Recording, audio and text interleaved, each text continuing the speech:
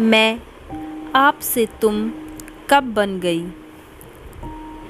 Bed के दूसरे किनारे पर बैठते हुए आयुष ने पूछा। जी, आपको जो भी पूछना है निसंकोच पूछिए। हमारी शादी हमारी माता पिता की पसंद से हुई है। हम एक दूसरे को इतना ही जानते हैं जितना उन्होंने बताया। इस आधार पर मैं कह सकता हूँ कि आप एक पढ़ी लिखी समझदार लड़की हैं। मेरी बातों को आप समझ सकेंगी। जी, समझ तो सकती हूँ, पर आप कहना क्या चाहते हैं। जैसा कि आप जानते हैं, मेरी माँ कैंसर की और 4th स्टेज की पेशेंट है। वह चंद दिनों की मेहमान है। आप मेरी माँ की पसंद हैं, तो ऐसे में मैं माँ को मना नहीं कर पाया। इसका मतलब इस शादी में आपकी मर्जी नहीं है। आप बुरा मत मानिए, मुझे समझने की कोशिश कीजिए। मैं किसी से प्यार करता हूँ और वह भी मुझसे प्यार करती है। हम जल्द ही घर वालों को बताने वाले भी थे, परंतु अचानक से ही माँ की तबीयत बिगड़ने की खबर मिली, तो मैं दिल्ली से भागकर घर आया। यहाँ माँ का इलाज चलने के साथ ही साथ मुझ पर शादी के दबाव बढ़ने लगे। इकलौता जो हूँ और माँ ने तो झट से आपको पसंद भी कर लिया। माँ की खुशी मेरे लिए सर्वोपरि है, तो मना भी कैसे करता। इतना सुन माया के सारे अरमान गहन अंधेरे में खो गए। तो आगे क्या फैसला लिया है आपने मेरी जिंदगी का। अपने अंदर उमड़ते हुए दर्द के सैलाब को रोकते हुए माया ने पूछा। बस कुछ दिन आप सबके सामने इस रिश्ते को निभा लीजिए, कम से कम जब तक माँ है। मतलब रिश्ते का सिर्फ दिखावा करना है। कितना आसान है ना आप लोगों के लिए रिश्ते बनाना और तोड़ना। क्या इतना आसान होता है लड़की के लिए नए रिश्ते बनाना। इतना कहकर माया तड़प उठी। मैं जानता हूँ आसान नहीं है यह सब, पर करना पड़ेगा। आपका दर्द समझ सकता हूँ मैं। हर संभव आपकी मदद करूँगा। माया बिना कुछ बोले सो जाने का दिखावा करती है। पूनम की इस रात में माया के मन को अमावस के अंधेरे ने घेर लिया। उसने निश्चय किया कि वह कल ही वापस चली जाएगी। अगली सुबह सभी मेहमानों की विदाई होने लगी। बहू, अब इस घर की बागडोर तुम्हारे ही हाथों में है। अच्छे से संभालना। सासू माँ को समय से दवाई देते रहना। और तुम्हारे ससुर जी को मीठा मना है, पर मीठा खाना बहुत पसंद है, ध्यान रखना। बुआ सास जाते जाते जिम्मेदारी दे गई। अच्छा, कुछ दिन रुक जाती हूँ। पग फेरे के लिए जाऊंगी तो वापस नहीं आऊंगी। सोचकर वह वार्डरोब में अपने कपड़े लगाने लगी। 5वें दिन उसके पापा लेने आए और वह मायके आ गई। वह सबके सामने तो हंसती मुस्कुराती, पर मन में उदासी छाई रहती। किसी को बता भी तो नहीं सकती थी। कैसे सहन करते उसके माँ बाप इस सदमे को। दूसरे ही दिन सुबह सुबह सासू माँ का फ़ोन आ गया। हेलो मम्मी जी, प्रणाम। आप ठीक हैं ना? और पापा जी कैसे हैं? हम सब ठीक ही हैं बेटा। पापा जी को तुम्हारे हाथ की चाय पसंद है अब। इतना सुनकर माया के चेहरे पर मुस्कान आ गई। अच्छा, कल आयुष आ रहा है तुम्हें लेने।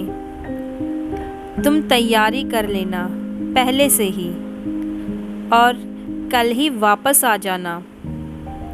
बेटा, घर सूना सूना सा लग रहा है। जी माँ जी, मैं आ जाऊंगी, आप चिंता ना करें। माया चाह कर भी मना नहीं कर पाई। वह अजीब सी उलझन में पड़ गई। अगले दिन आयुष आया और वह उसके साथ ससुराल चली गई। आयुष ने इसी शहर में ढूंढ ली और धीरे धीरे आयुष को भी पता ही नहीं चल पाया कि वह कब माया पर निर्भर हो गया। माया की देखभाल और दवाइयों के प्रभाव से सासू माँ की तबीयत साल भर तो ठीक ठाक चली, पर अब उसकी हालत बिगड़ने लगी।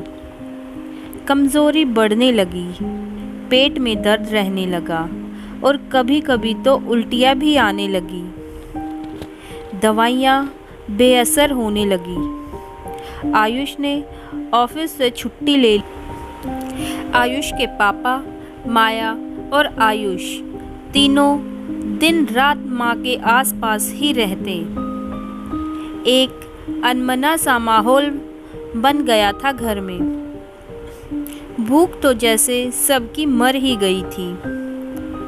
ऐसे में माया दोनों बाप बेटे को समझाती, उनका ख्याल रखती।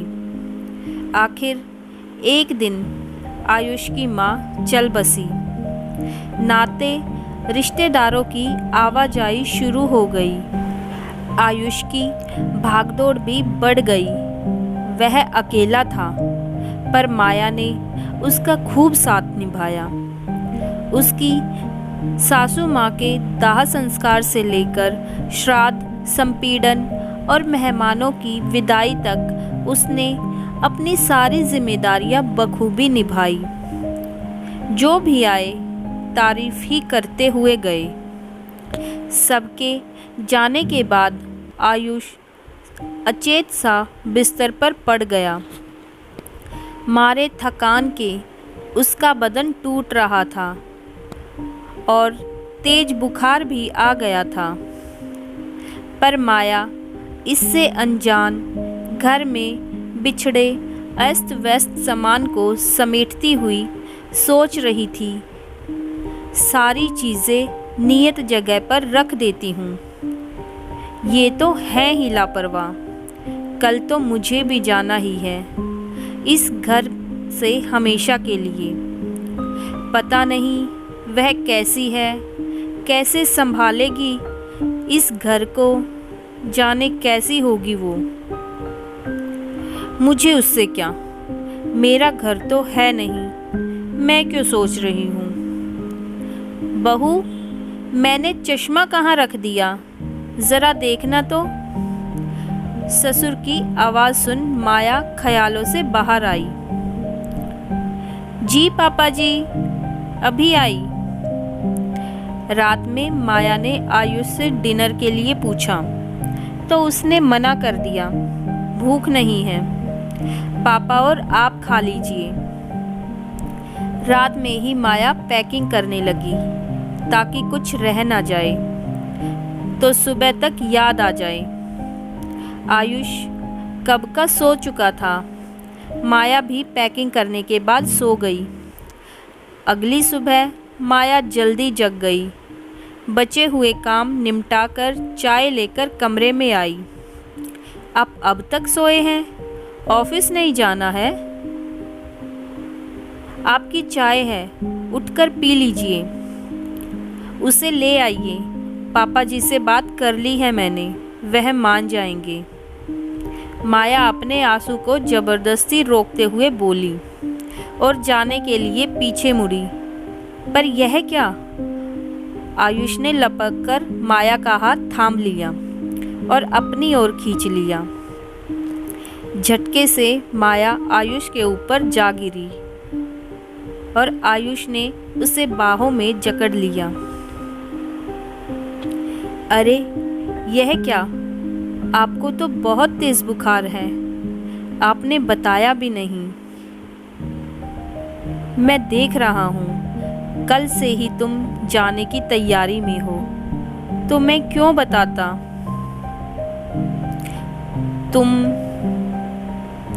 आपने मुझे तुम कहा? मैं आपसे तुम कब बन गई? एक खुशी झलक पड़ी माया की आवाज में। जब से तुम मेरे दिल में रहने लगी, अब कभी छोड़कर जाने की बात मत करना, मैं नहीं रह पाऊंगा। कहते हुए उसकी आंखों से आंसू की बूंदें टपकी और लुढ़क कर माया के आंसुओं से मिल गई।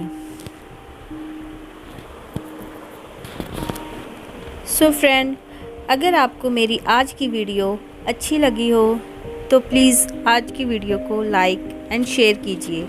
और अगर आपने अभी तक चैनल को सब्सक्राइब नहीं किया है तो प्लीज़ चैनल को सब्सक्राइब कीजिए। Thanks for watching.